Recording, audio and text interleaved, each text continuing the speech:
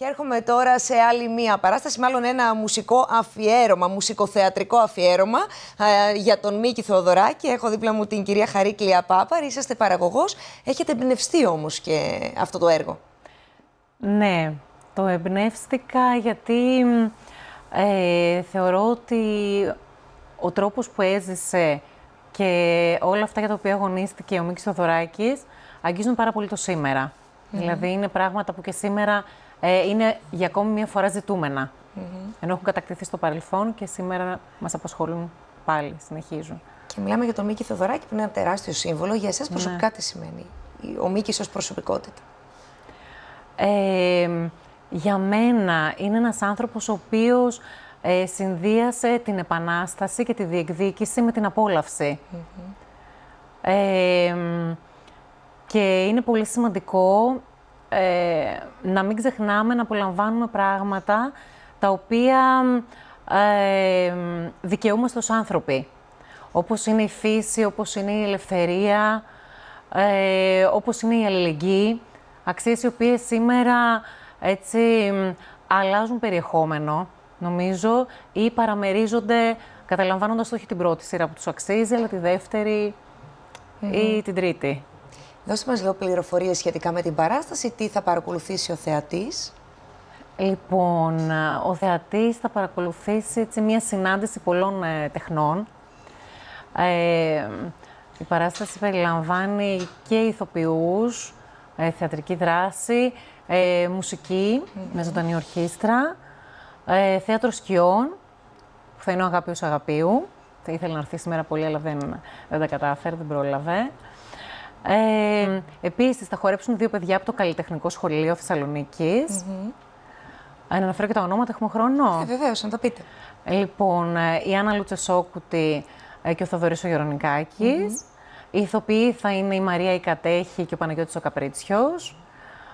Θα ζωγραφίσει στη σημερινή μας παράσταση, στην αυριανή μας παράσταση, στην πρεμιέρα μας, ο Μόδεστος Άνθιμος. Στην ορχήστρα μας είναι ο Φίλιππος ο Κωνσταβέλης στο πιάνο, ο Στέλιος ο Παντέχης στην κριτική λύρα, η Λιδία Ρουμελιώτη στο κανονάκι, ο Δημήτρης ο Κουμπερίτσης στο κοντραμπάσο. Και εσείς φυσικά έχετε και το ρόλο της ερμηνεύτριας μέσα στο... Ναι. Υπάρχει κάτι έτσι κάποια στιγμή που σας δυσκόλεψε? Η Ζωή Ράλη έχει γράψει τα κείμενα, να πω και τη Ζωή Ράλη που είναι εκπαιδευτικός και έχει γράψει τα κείμενα για την παράστασή μας. Κάτι σας δυσκόλεψε στο ρόλο έτσι, της ερμηνεύτριας σε αυτό το μουσικοθεατρικό? Το δύσκολο είναι ότι υπάρχουν πάρα πολλοί ρόλοι που καλούμε έτσι, να ανταποκριθώ. Λόγω του ότι εντάξει, δεν υπάρχει δυνατότητα να υπάρχει ένας ξεχωριστός ειδικός για όλες τις δράσεις που πρέπει να γίνουν σε μια παράσταση. Οπότε αυτό ήταν το δύσκολο. Ποια ήταν η πιο απαιτητική στιγμή της ζωής του Μίκη Θεοδωράκη που έπρεπε να αποτυπώσετε εσείς θεατρικά? Λοιπόν, η πιο απαιτητική... Γιατί μιλάμε για έναν άνθρωπο συνθέτη. Ναι, πολύ ισχυρή προσωπικότητα, με προσφορά σε πολλούς τομείς, στη μουσική, στην ποίηση, στη συγγραφή. Αυτό. Και κάνοντας αυτή την έρευνα έτσι με πολύ ευγνώμων που το ανακάλυψα. Ανακάλυψα και άλλες του πτυχές, εκτός από την πιο φανερή. Ήταν η επόμενη ερώτηση αυτή. Και του φιλοσόφου επίσης, έτσι, γιατί έχει διατυπώσει και τη θεωρία της συμπαντικής αρμονίας, πάνω στην οποία βασίστηκε και η παράσταση. Και αυτό ήταν το πιο δύσκολο. Ήθελα να συνδέσω με τη θεωρία της συμπαντικής αρμονίας στην ουσία όλη του τη ζωή. Τον τρόπο που αγωνίστηκε, τις αξίες που υπερασπίστηκε, σύμφωνα με τα παιδικά του χρόνια, που αιτιολογούν και εξηγούν κάπως αυτό που ήταν ο Μίκης Θεοδωράκης, αυτό που έγινε και αυτά που άντεξε. Τι είναι αυτό που θα θέλατε να κρατήσει ο θεατής φεύγοντας από την παράσταση?